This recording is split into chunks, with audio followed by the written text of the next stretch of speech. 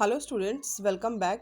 ये video class 7 के students के लिए है जिनकी पुस्तक परिवेश का आज हम 12वां पाठ जो है नींव की ईंट पढ़ने जा रहे हैं। यह एक निबंध है जो कि राम वृक्ष बेनीपुरी द्वारा लिखी गई है। इसमें लेखक ने दुनिया के ऊपरी दिखावे पर व्यंग कसते हुए लिखा है कि ऊपर के आवरण को सब देखते हैं, परंतु नीचे के ठोस सत्य पर लोगों का ध्यान नहीं जाता है। लेखक ने नींव की पहली ईंट का गुणगान किया है और कंगूरे की ईंट को वर्तमान की प्रतिस्पर्धात्मक संस्कृति का परिचायक माना है। चलिए पढ़ते हैं इस निबंध को। वह जो चमकीली सुंदर सुघड़ इमारत है वह किस पर टिकी है? किसके कंगूरों को आप अक्सर देखा करते हैं? क्या कभी आपने इसकी नींव की ओर भी ध्यान दिया है? यहाँ पे देखें, क्वेश्चन मार्क आपसे पूछा जा रहा है। दुनिया बाहरी चमक देखती है, ऊपर का आवरण देखती है। आवरण के नीचे जो ठोस सत्य है उस पर कितने लोगों का ध्यान जाता है? ठोस सत्य सदाशिव होता ही है, किंतु वह हमेशा ही सुंदर भी हो यह आवश्यक नहीं है।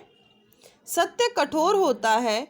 कठोरता और भद्दापन दोनों साथ में ही जन्म लेते हैं तथा साथ ही जिया करते हैं। हम हमेशा कठोरता से दूर भागते हैं, भद्देपन से मुख मोड़ते हैं, इसलिए हम सत्य से भी दूर भागते हैं। तभी तो हम इमारत के गीत, नींव के गीत से प्रारंभ करते हैं।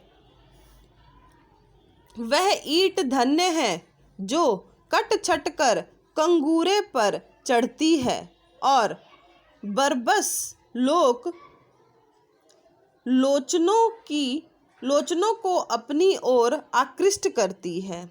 किंतु धन्य है वह ईंट जो कि जमीन के साथ नीचे जाकर गड़ गई और इमारत की पहली ईंट बन गई। यहाँ पर कवि जो है वह बता रहा है कि किस तरह से जो है हम एक इमारत की जो बाहरी जो सुंदरता है उस पर ज़्यादा ध्यान देते हैं। हम ये नहीं सोचते हैं कि ये जो इमारत खड़ी हुई है उसकी नींव कैसी है, वो कैसे ईंटों से बनी है, वह कट छट के टुकड़ों से बनी है या वह कुछ मजबूत साथ यहाँ देखिए आप लिखा हुआ है सात और साथ, यानी कि 7 ईंटों को साथ में नीचे जाकर गड़ गई, यानी कि नीचे गाड़ दिया गया और इमारत की पहली ईंट बनी। क्योंकि इसी पहली ईंट पर उसकी मजबूती और पुख्तेपन पर सारी इमारत की आस्ती नास्ती निर्भर करती है। उस ईंट को हिला दीजिए, कंगूरा बेतहाशा जमीन पर आ गिरेगा।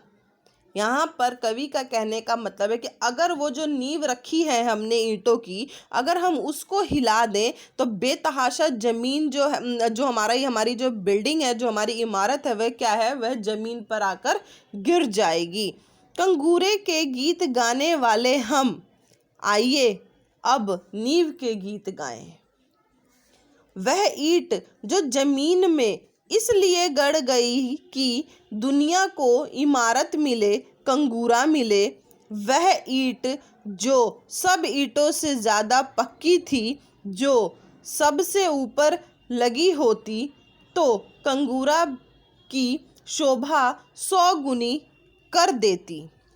किंतु जिस ईंट ने देखा इमारत की पायदारी उसकी नींव पर मनुष्यत होती, इसलिए उसने अपने आप को नींव में अर्पित कर दिया।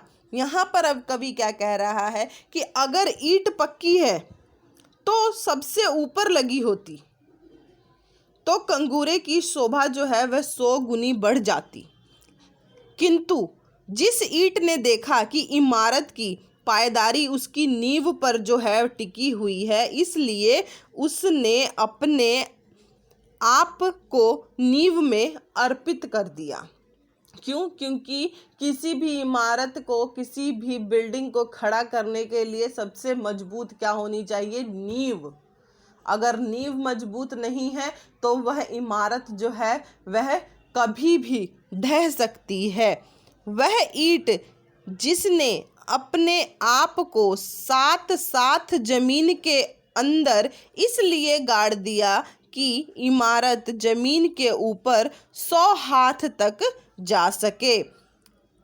आप लोगों ने स्टूडेंट सुना ही होगा कि अगर नींव मजबूत होगी तो बिल्डिंग जो है वह कितनी भी बड़ी बनाई जा सकती है, कितने भी उसमें फ्लोर बनाए जा सकते हैं, तब जाके जो है वह टिकी रह सकती है। अगर आप नींव ही कमज़ोर रखेंगे और चाहेंगे कि उसी पे हम इमारत पे इमारत बनाते जाएं, तो वह क्या है? वह कमज़ोर है और वह कभी भी गिर सकती है। यहाँ पर जो है रामवृक्ष बेनीपुरी यही बताना चाह रहे हैं कि किस तरह की ईंट जो है वह हमें नींव में रखनी चाहिए। स्टूडेंट, इसके आगे की जो निबंध है वह हम नेक्स्ट वीडियो में पढ़ेंगे।